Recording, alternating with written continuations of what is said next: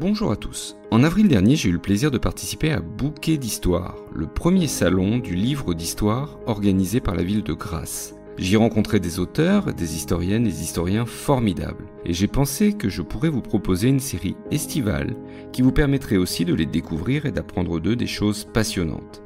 En 2 mots, un festival historique du podcast. Chaque lundi, retrouvez donc un nouvel épisode. Bonne écoute! Bonjour à tous.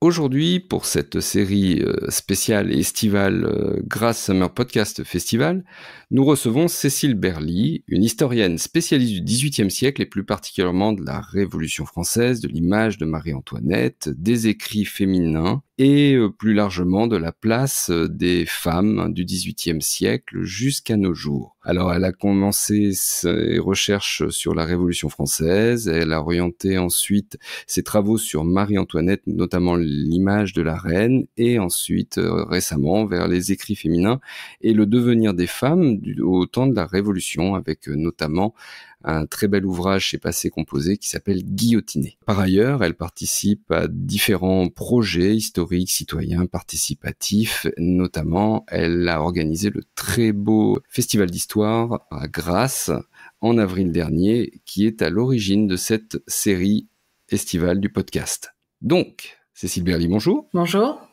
Pour commencer, pourriez-vous nous brosser un tableau général de la place des femmes dans la société du XVIIIe siècle ? Alors, c'est une vaste question à laquelle je vais essayer de répondre le plus précisément possible. Cette place, elle est en fait très très réduite. Il faut savoir qu'une femme dans cette société du XVIIIe siècle est considérée comme une éternelle mineure. C'est-à-dire que concrètement, elle n'a évidemment aucun droit politique, elle n'a pas non plus de droit civil. Ça veut dire quoi ? Ça veut dire qu'elle dépend toujours d'une autorité masculine. Ça peut être évidemment un père, un mari, un frère, un oncle, un fils. Et donc, c'est une des choses sur lesquelles moi je travaille le plus et là où j'essaie d'être le plus possible dans la nuance, c'est que l'on dit souvent que le XVIIIe siècle est le siècle des femmes. Les femmes qui ont réussi à se distinguer au cours du XVIIIe siècle, sur lesquelles on va probablement revenir, c'est une poignée d'individus généralement nés très privilégiés, mais que globalement, là, ce qu'on appelle la condition des femmes, c'est pas forcément une expression que moi j'apprécie beaucoup. Moi, je parlerais plutôt de la place des femmes. Elle est somme toute extrêmement réduite et, que ce soit très clair, que ce soit tout au long du XVIIIe siècle, Révolution comprise. Alors justement, si on prend le début, comment l'éducation des filles différait-elle de celle des garçons à cette époque ? Alors vous avez bien raison de le dire ainsi, Stéphane. Commençons par le début, par le commencement. L'éducation des filles est totalement différente de celle des garçons ou des jeunes hommes. D'ailleurs, rares sont les femmes qui vont bénéficier d'une éducation, d'un rapport au savoir, au livre, tout à fait différent de celui des femmes, si j'ose dire, ordinaires. C'est-à-dire qu'il y a vraiment cette volonté, parce que derrière tout ça, on considère qu'il y a un enjeu social, pour pas dire sociétal. Il ne faut surtout pas, mais surtout pas, que les femmes soient éduquées de la même façon que les garçons. Je pourrais peut-être articuler ça autour d'un exemple qui me semble très le plus pertinent pour tout le XVIIIe siècle, c'est la façon dont probablement l'un des meilleurs pédagogues qui soit, qui n'est autre que Jean-Jacques Rousseau, réfléchit sur des centaines de pages et sur des années et des années de sa vie, compris personnelle, intime, à ce qu'est l'éducation. Si au XVIIIe, on commence à comprendre que l'enfant, c'est pas un adulte en miniature, que l'enfant a ses propres aspirations, Rousseau sera l'un des premiers à la fois à proposer une pédagogie totalement innovante, totalement nouvelle, mais pour les garçons. Dans ce qui est l'un de ses best-sellers, le fameux Émile ou de l'éducation, qui est publié pour la première fois en 1762, il y a un des livres de ce gros livre, qui est le livre 5, qui explique comment, les femmes doivent être éduquées. Moi, je dirais plutôt non éduquées.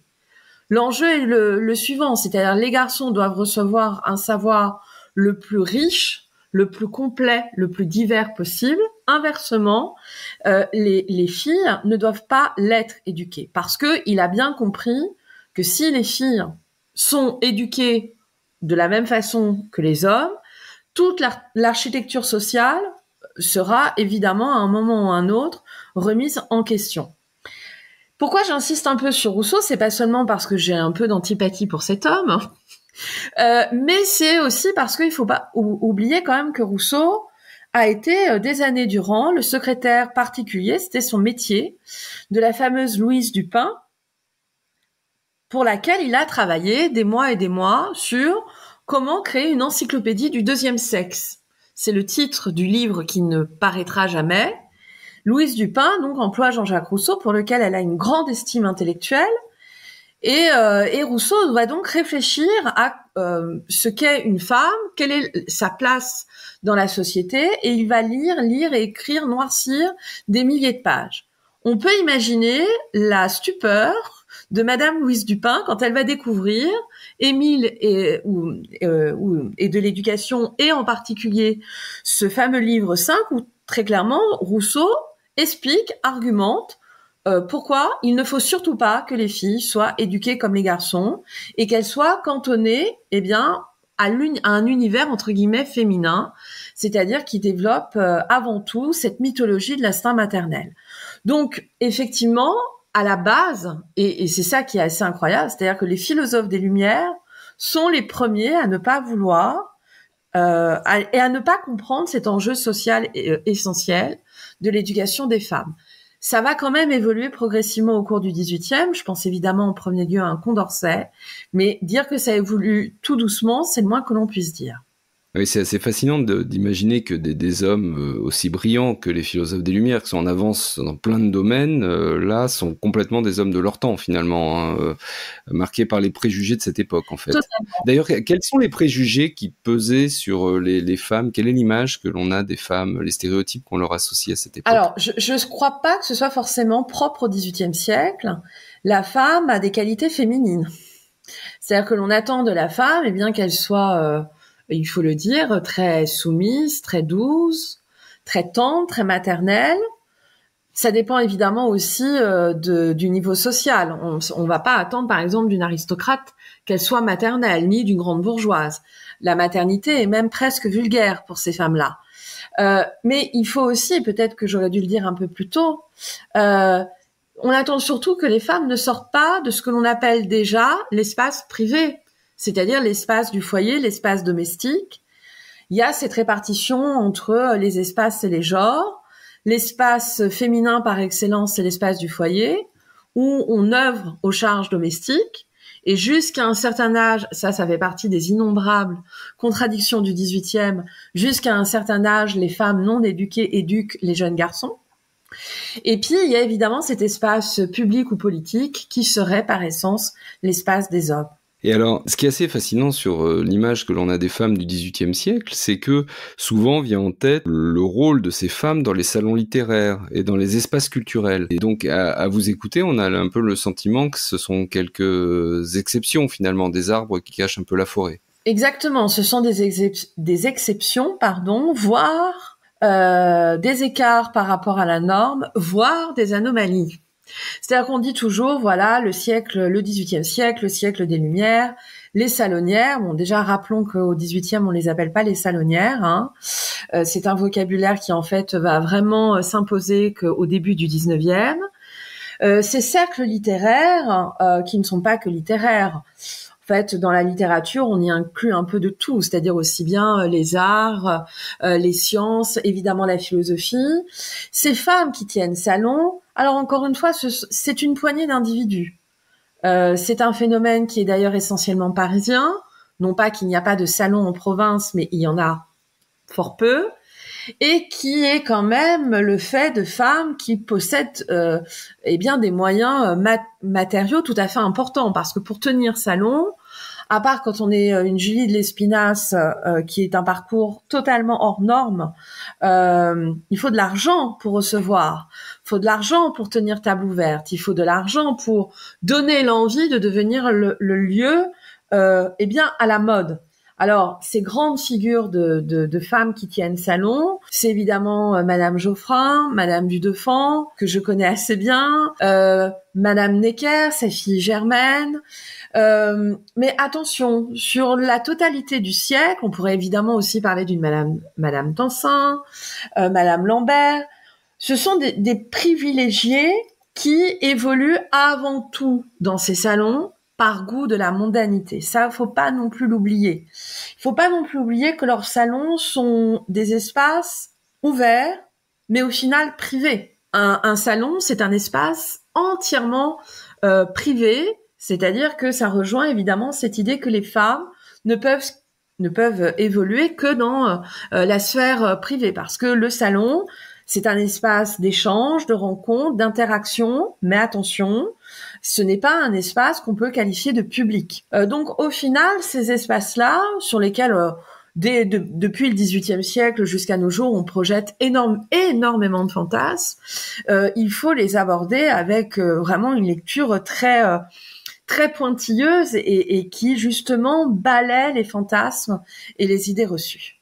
Alors, est-ce qu'il y avait au XVIIIe siècle des idées ou des écrits qui portaient sur justement la question de la condition féminine? On a parlé de Rousseau, mais a-t-on des sortes de précurseurs, même des femmes, qui vont essayer de se battre ou de militer pour améliorer la condition féminine?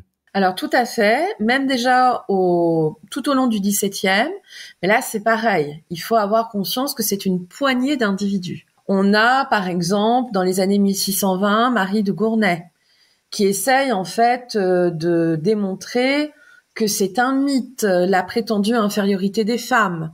Il y a un abbé qui est tout à fait qui est tout à fait fascinant, qui lui aussi, depuis son statut d'ecclésiastique, essaye de démontrer que non, un homme et une femme sont tous deux des créatures de Dieu et on ne peut pas convoquer les lois de la nature pour justifier les inégalités qui existent entre les hommes et les femmes. Et puis évidemment au XVIIIe, alors il y a quelques femmes, il y a aussi quelques hommes qui vont s'aventurer dans ce champ philosophique, dans ce champ sociétal. Il y a Louise Dupin, dans une certaine mesure Madame d'Épinay, il y a évidemment Condorcet, qui est, je pense, en fait, de toutes et tous, le plus féministe de l'histoire du XVIIIe siècle. Rappelons qu'il a été panthéonisé grâce au couple Badinter, qui a écrit la biographie magistrale sur Condorcet. Et puis, il y a quand même une femme dont on s'est beaucoup moqué, qu'on a très souvent méprisée ces dernières décennies, qui s'appelle Olympe de Gouges, qui est une femme, qui est une vraie femme de lettres. Ça m'insupporte quand on dit qu'elle ne sait pas écrire, qu'elle ne sait pas réfléchir, argumenter, alors que j'aimerais que tout le monde au XVIIIe et qui plus est à notre époque ait autant de capacités d'ouverture et d'humanité profonde. Olympe de Gouges, évidemment, dans son texte resté le plus célèbre, mais il y en a d'autres en fait, dans lesquels elle réfléchit avec un sens de l'argumentation et de la justice, de l'égalité qui est tout à fait surprenant. Olympe de Gouges est évidemment ce qu'on appelle aujourd'hui une pionnière du féminisme. Rappelons qu'au XVIIIe, le mot féminisme n'existe pas. Alors justement, Olympe de Gouges, ça nous amène à la Révolution. Comment les femmes ont-elles participé aux événements politiques du XVIIIe siècle, notamment la Révolution française? Et est-ce que la Révolution française a eu des conséquences positives ou négatives d'ailleurs concernant leurs droits? Alors, vaste question. Bon, déjà, il y a aussi beaucoup de femmes qui se sont pas du tout intéressées à la Révolution. Elles sont totalement attentistes, voire elles sont franchement hostiles.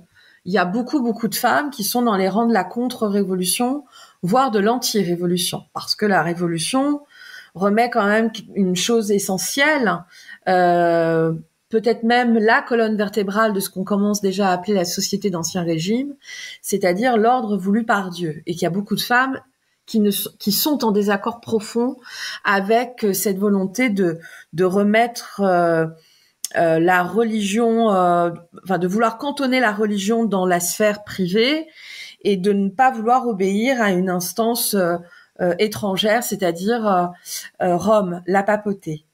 Les femmes qui s'engagent dans la Révolution, elles sont soit une force populaire à part entière, puisqu'on va pouvoir compter sur cette force populaire et physique des femmes qui font la Révolution lors des journées révolutionnaires.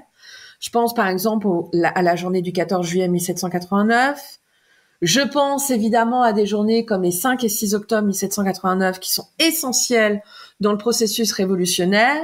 Et les femmes, en fait, vont surtout se distinguer par une violence assez crue qui va choquer tout le monde. Voilà, qui choque. Les femmes, quand elles prennent les armes, elles sont violentes, elles n'hésitent pas à faire le coup de poing, comme on dit, et elles sont tout à fait... elles font peur. Et puis, il y a une poignée de femmes qui sont un peu plus dans l'action réfléchie, si j'ose dire, et surtout dans le fait de théoriser la révolution, le fait de la réfléchir à leur niveau. Ça va être évidemment le fait d'une Olympe de Gouges, qui, rappelons-le, n'a jamais participé à aucune journée de la Révolution française, jamais. Ça va être le cas d'une Théroigne de Méricourt, dont Olympe était plutôt proche, voire très proche, et puis des femmes qu'on peut aussi qualifier d'enragées. Il n'y a pas de femmes sans culotte, mais il y a ce qu'on appelle des enragées, alors qu'on connaît assez mal au final les Pauline Léon, les Claire Lacombe, voilà. Mais encore une fois, voyez, on peut les nommer parce qu'elles sont évidemment très peu nombreuses. Et puis il y en a une quand même qui est essentielle et qui est dans la théorie politique, qui est un esprit que je le qualifie sans aucune difficulté ni gêne. C'est un esprit supérieur. C'est évidemment Madame Roland, qui est dans les coulisses, et qui est dans ce qu'on appellerait aujourd'hui une femme d'influence, et qui fait sienne cette révolution à tel point elle fait partie de ceux qui la théorisent avec le plus d'intelligence et de modération. Oui, c'est quasiment une femme politique. Enfin, c'est pas quasiment, c'est une femme politique, quoi. C'est dans le sens noble du terme, en fait. Et aussi au sens de l'action, au XVIIIe, à mon sens, il y a 2 femmes politiques. Madame de Pompadour et Madame Roland. Oui, absolument. Et je pensais aussi dans les noms qu'on peut citer de femmes un peu actives de la Révolution, Charlotte Corday. Alors, moi, je la mets toujours un peu à part parce que c'est quelqu'un d'extrêmement réfléchi, qui est quand même un peu perturbée. C'est-à-dire que c'est une jeune femme. Alors, à l'époque, on disait qu'elle était perturbée parce qu'elle lisait. Une femme qui lit, on le sait, c'est dangereux. Mais c'est quand même aussi une criminelle, qu'on le veuille ou non. C'est-à-dire que son action politique, qui a été mûrement réfléchie, c'est pas du tout un coup de tête, c'est quelque chose. Elle veut débarrasser cette révolution et la France d'un individu, en l'occurrence Marat, qu'elle considère comme un monstre, un véritable monstre. Elle n'avait d'ailleurs peut-être pas totalement tort, mais c'est une femme qui est aussi, elle n'est pas seulement aussi punie parce qu'elle est femme, c'est aussi parce qu'elle est une criminelle. Alors, quel héritage les femmes du XVIIIe siècle nous ont laissé ? D'ailleurs, nous ont-elles laissé un héritage ? Ah, je veux qu'elles ont... oui. Elles nous ont laissé, pour beaucoup d'entre elles, des textes exceptionnels, où il y a énormément d'intelligence, il y a énormément de réflexion, d'argumentation. Ce sont des femmes, pour beaucoup, qui ont très chèrement payé le fait d'être nées femmes et d'avoir eu, comme on dit au XVIIIe siècle, la prétention, l'arrogance. C'est un verbe que j'aime beaucoup. Politiquer. Elles ont voulu politiquer, ces femmes, c'est-à-dire se mêler de ce qui ne les regardait pas lié à leur sexe, c'est-à-dire la politique ne peut pas se penser au féminin, alors qu'on le sait tous, le pouvoir n'a pas de sexe en fait. Et elles nous laissent aussi une vision de la société où elles font montre d'un courage inouï, parce qu'elles sont quand même des jusqu'au-boutistes. Pour beaucoup, elles ont payé au moins au prix de leur réputation, et pour beaucoup d'entre elles au prix de leur action et donc de leur mort, de s'être engagées dans le processus révolutionnaire. Moi, j'œuvre à mon niveau pour qu'on j'emploie le mot avec beaucoup de précaution, pour qu'on les réhabilite, pour qu'on apprenne à les connaître, parce que je crois qu'elles ont énormément à nous apprendre, à nous enseigner. Et alors, ma dernière question, c'est quelle est la femme de cette période que vous préférez ou qui vous paraît la plus marquante ? Peut-être Madame Roland ? Ah, c'est difficile d'être C'est Madame Roland, bien sûr. Comme j'aime à dire, c'est ma femme. C'est ma femme parce qu'en fait, elle est tellement fascinante, elle est tellement courageuse. C'est une intellectuelle, alors que le mot, lui non plus, n'existe pas de son temps. C'est une intellectuelle accomplie, qui nous fait. C'est un laboratoire complet, Madame Roland, qui nous permet de réfléchir à absolument toutes les facettes de l'histoire des femmes.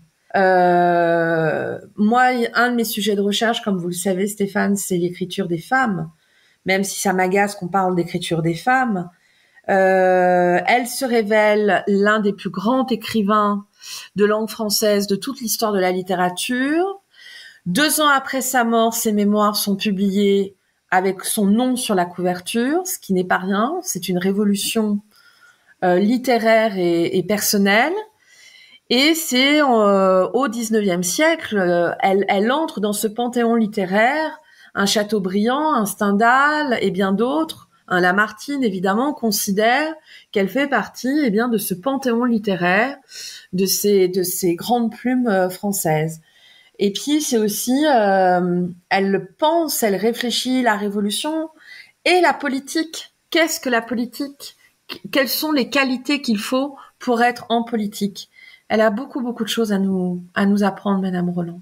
Bien, écoutez, merci beaucoup pour ce petit séjour au XVIIIe siècle et à la découverte donc des femmes du siècle des Lumières. Je rappelle vos derniers ouvrages parus chez Passé Composé, donc Elles écrivent, c'était un partenariat avec la Fondation de l'Histoire de la Poste, et donc Guillotiné, vous trouverez toutes les références en description de cet épisode de podcast.